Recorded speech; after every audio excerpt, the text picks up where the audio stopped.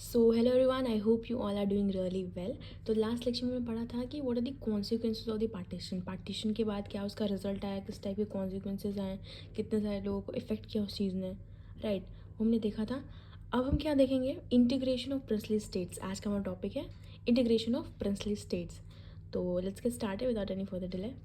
तो सबसे पहले जो ब्रिटिश इंडिया था, ब्रिटिश इंडिया किसको बोलते हैं, इंडिपेंडेंस के पहले जो इंडिया थी उसको ब्रिटिश इंडिया कहते हैं। तो जो ब्रिटिश इंडिया है वो दो चीज़ का बना हुआ था। पहला ब्रिटिश इंडियन प्रोविंस और दूसरा प्रिंसली स्टेट्स। मतलब कि ब्रिटिश इंडिया में दो चीज़ें हुआ करती थी, एक प्रोविंसेस, दूसरी प्रिंसली स्टेट्स। जो प्रोविंसेस होती थी वो टोटली गवर्नमेंट, मतलब ब्रिटिश गवर्नमेंट के कंट्रोल में होती थी। और जो प्रिंसली स्टेट्स हैं उनको प्रिंस रूल करते थे, लेकिन सिर्फ इंटरनल मैटर्स पे। एक्सटर्नली उनको अकाउंट करना पड़ता था, दे वर अकाउंटेबल टू द ब्रिटिशर्स। तो ये चीज़ क्लियर थी कि ये totally under the control of the British government थी और ये यहाँ पे प्रिंस रूल करते थे, पर इनको अल्टीमेटली अकाउंटेबल होना पड़ता था ब्रिटिश गवर्नमेंट को, right.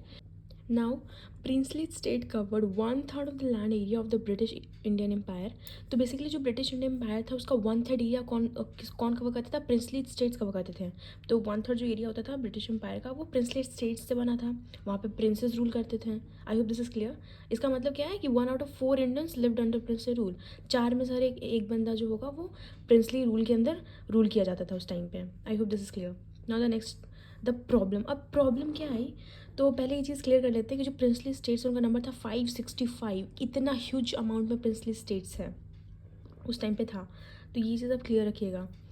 The British government took the view that all princely states were free to join either India or Pakistan or remain independent if they wish so। तो British government जब उन्होंने बोला कि हम इंडिपेंडेंस देंगे India को, तो उन्होंने ये चीज़ को रखा, इस चीज़ को बोला कि जो प्रिंसली स्टेट्स हैं वो फ्री हैं, या तो वो इंडिया को ज्वाइन कर ले, या तो वो पाकिस्तान को ज्वाइन कर ले, या वो इंडिपेंडेंट भी रह सकते हैं, अपना खुद का रूल कर सकते हैं अगर वो चाहें तो, राइट। और this decision was left not to the people but to the princely rulers of these states. और ये डिसीजन उन वहाँ पे रह रहे प्रिंसली स्टेट में रह रहे लोगों के हाथ में नहीं था, बट ये प्रिंसली रूलर्स के हाथ में था। This was a very serious problem and could threaten the existence of United India. तो ये बहुत ही एक सीरियस प्रॉब्लम थी और यूनिटी को ऑफकोर्स ये तोड़ सकती थी। क्यों? क्योंकि जो रूलर्स है वो क्यों चाहेंगे कि अपना पावर किसी और को दें, क्यों वो चाहेंगे किसी और से मर्ज करें। Most of the people would want कि वो इंडिपेंडेंट रहें, और अगर वो इंडिपेंडेंट रहेंगे तो कभी भी यूनाइट नहीं कर पाएंगे हम इंडिया को, ऑफ कोर्स। तो इसीलिए ये चीज़ क्रिएट हो रही थी, एक बहुत बड़ा प्रॉब्लम क्रिएट हो रहा था। अब वो जो ब्रिटिशर्स है वो जाते जाते भी यही कोशिश कर रहे थे कि वो तोड़ दें इंडिया को। अब प्रिंसली स्टेट्स को जब ये फ्रीडम मिलेगी कि वो या तो इंडिया ज्वाइन कर ले, या पाकिस्तान को ज्वाइन कर ले, इंडिपेंडेंट रह लें, तो इमीजिएटली लोग अपना पावर किसी को देना चाहेंगे नहीं, वो ऑफकोर्स चाहेंगे कि वो इंडिपेंडेंट रहें, और ये हुआ भी। Now, the problem started very soon. First of all, the rulers of Travancore announced that the state had decided on independence. The Nizam of the Hyderabad made a similar announcement. तो ये problem फिर शुरू भी हो गई। क्या हुआ कि पहले तो जो रूलर है ट्रेवनकोर का, उन्होंने बोला कि मुझे इंडिपेंडेंट ही रहना, मुझे इंडिपेंडेंट रूल करना, मुझे इंडिया के साथ भी नहीं जाना, मुझे पाकिस्तान के साथ भी नहीं जाना। जो निज़ाम है हैदराबाद के रूलर को निज़ाम कहते हैं, उन्होंने भी सिमिलर अनाउंसमेंट कर दिया कि हाँ मुझे भी इंडिपेंडेंट रहना है। और भी बाकी भोपाल के रूलर ने और बाकी सारे रूलर ने यही डिसीजन दे दिया। तो इस तरीके से क्या हुआ कि यूनिटी ऑफ इंडिया जो है वो थ्रेटन हो गई थी, पूरी तरीके से खतरे में आ गई थी। जो रूलर्स हमारे थे, जो लीडर्स हमारे थे, वो चाहते थे कि इंडिपेंडेंस के बाद हम कंट्री को यूनाइट करके रखेंगे, उनके वेलफेयर के लिए काम करेंगे, लोगों को अच्छे तरीके से सब कुछ हर डेवलपमेंट प्रोवाइड करेंगे। वो बिना यूनाइट हुए कैसे होगा?